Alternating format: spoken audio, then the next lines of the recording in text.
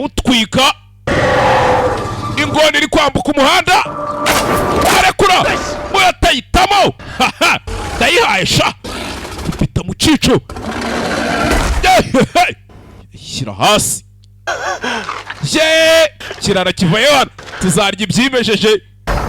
kumbi ingona ntacyo yabaye ingona yagurutse yasaze sikigariwe ikuri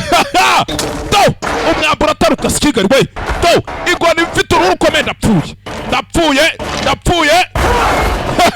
ingona ivayo cyawe ingona yinjiye hano